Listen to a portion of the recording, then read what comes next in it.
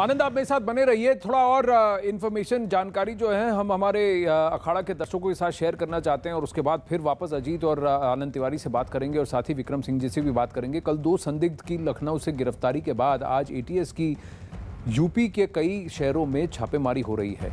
इस बीच जानकारी ये है कि कानपुर से 2 संदिग्धों को पकड़ा गया है। न्यूज़ 18 के अजीत सिंह जो हमारे साथ लाइव जुड़े हैं, उनकी खबर के मुताबिक अलग अलग शहरों में से 6 और लोगों को पकड़ा गया है और उनसे पूछताछ की जा रही है। यूपी बनारस, अयोध्या, काशी और मथुरा समेत कई बड़े शहरों में हाई अलर्ट भी जारी किया है। अजीत, जरा इस तरह विस्तार से बताइए कि ये कल की गिरफ्तारी के बाद आज की जो कार्रवाई है, इसके तार एक दूसरे से कैसे जुड़े हैं?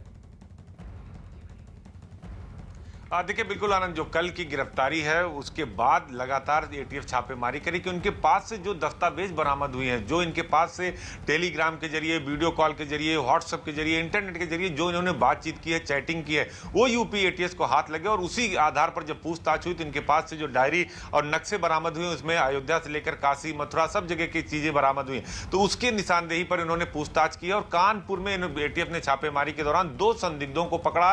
यूपी के अलग अलग शहरों में एटीएस की छापेमारी चल रही। इंडो नेपाल जो बॉर्डर है वहां भी सुरक्षा एजेंसियों ने सतर्कता बढ़ा दी, चेकिंग अभियान शुरू कर दिया और सभी जो बड़े शहर हैं, बनारस से लेकर मथुरा तक सब जगह अलर्ट कर दिया गया है, सब जगह चेकिंग की जा रही है, सीसीटीवी कैमरे से भी निगरानी की जा रही है, क्योंकि ये बहुत बड़ी घटना को अंजाम देने वाले थे आनंद। तो लिहाजा इनका जो DIU मतलब डू इट योर सेल्फ, इनका जो मॉड्यूल था उसको एटीएफ ने खोल रखा है। इस जो है पता लगा लिया। उसके तहत यह है कि ये खुद पहले करके अपने संगठन में दिखाते हैं कि देखिए हमने ये बम बनाया और इसके बाद विस्फोट कर दिया और इसमें इतने लोग मारे गए। उसके बाद उन्हें उस गिरोह में शामिल किया जाता है और उसी के परिणाम जो मुसीर है, जो कल लखनऊ से पकड़ा गया, वो प्रेशर कुकर बम का स्पेशलिस्ट है और वो बनाता था। ई रिक्शा की बैटरी का भी इस्तेमाल किया जाता था। तो इन सब को लेकर एटीएफ लगातार पूछताछ कर रही है। मुसीर और जो शाहिद है उनके परिवार के लोगों को भी एटीएस मुख्यालय पर रखा गया, उनके गांव ले जाया जा रहा। लगातार छापेमारी की जा रही। केंद्रीय एजेंसियों से NIA तक से भी उत्तर प्रदेश सरकार और उनकी जो एजेंसियां हैं वो अपनी जानकारी शेयर कर रही हैं। जी, तो यानी कि एक do it yourself DIY kits है, यानी कि आप पहले खुद ऐसे नतीजों को, इतने घटनाओं को अंजाम दीजिए, उसके बाद हम आपको गिरोह में शामिल करेंगे। तो यानी पहले आप आतंक की घटना कीजिए, उसके बाद अपने आप को आतंकी हैं साबित कीजिए और उसके बाद फिर आपको गिरोह में शामिल किया जाएगा। कितनी गहरी साजिश है। अलग अलग जगह पर इन्होंने नज़र बना रखी है। कहीं ना कहीं माहौल को बिगाड़ने की कोशिश है। 15 अगस्त से पहले कुछ ना कुछ करें और चुनाव से पहले माहौल को इस तरह बिगाड़ दें, ये कहीं ना कहीं एक माहौल बना दे कि भारत असुरक्षित है, उत्तर प्रदेश असुरक्षित है और मोदी सरकार फेल है। कई जो कल हुई जो संदिग्ध आतंकियों की गिरफ्तारी पर अब सियासत भी शुरू हो चुकी है। सबसे पहले आपको सुनवाते हैं आखिर इस मामले में यूपी के पूर्व मुख्यमंत्री और समाजवादी पार्टी के अध्यक्ष अखिलेश यादव ने क्या कहा।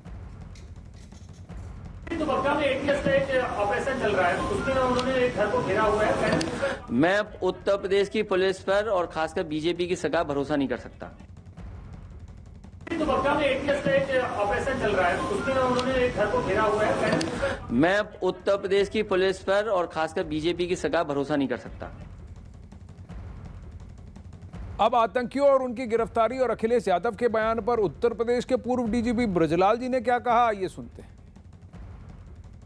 पार्टी के मुखिया अखिलेश यादव ने एक रिएक्शन दिया है 2 आतंकवादियों की गिरफ्तारी का। दोनों अलकायदा के हैं, मिनहाज अहमद और मसीरुद्दीन। अलकायदा जानते हैं किसका है?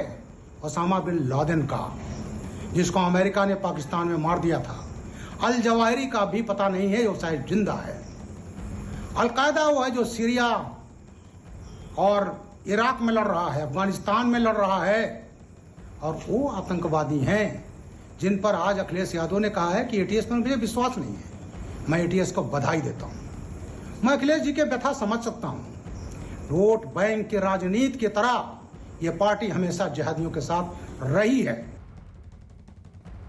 वोट बैंक की राजनीति अपनी तरफ, देश की सुरक्षा अखंडता एक तरफ, इस पर कैसे, इनमें कैसे कोई मेल हो सकता है? दोनों अलग अलग बातें हैं।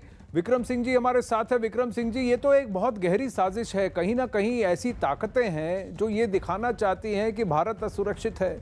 उत्तर प्रदेश में चुनाव के पहले माहौल ख़राब कर दिया जाए, 15 अगस्त से पहले माहौल ख़राब कर दिया जाए। ये आतंकी संगठनों का इनका एजेंडा रहता है। इसमें किस तरह की सियासत हो सकती है?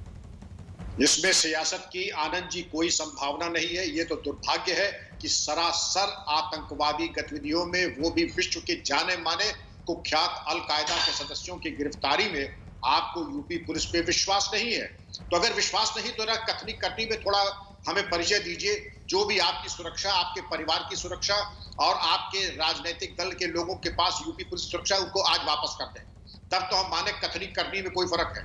राजनीतिक स्वार्थ सिद्धि के लिए इस प्रकार के हल्के बयान आपसे उम्मीद नहीं की जाती थी। कई पुश्तों से आपने यूपी पुलिस की सेवाएं ली हैं अपनी सुरक्षा और अपनी सेवा के लिए। ये उम्मीद की जाती है कि इतने उत्कृष्ट पुलिस बल के बारे में ऐसे हल्के बयान आप न देते, लेकिन अब आपने दे ही दिया। उसके दो निहितार्थ हैं कि एक तो आपको यूपी पुलिस पे विश्वास नहीं है और ऐसे अल कायदा के आतंकवादियों के प्रति आपकी जो राजनीतिक मजबूरी है, एक अत्यंत उदार दृष्टिकोण आप अपना रहे हैं, जो कि आपके लिए, आपके समाज के लिए, पूरे भारत के लिए ये आत्मघात से कम नहीं है। चेत जाइए वरना बहुत देर हो जाएगी। एक कड़ा संदेश देने का कष्ट कीजिए अपने लिए और अपने बच्चों के लिए, इस देश के लिए, क्योंकि देश बर्दाश्त नहीं करेगा। इनके पास की जो बरामदगी हुई है उसको देख लीजिए, राम मंदिर का नक्शा, गोरखपुर का नक्शा, और जिस तरीके से रिकवरीज हो रही हैं, इनके मंसूबे तो अभी परत दर पर आएंगे।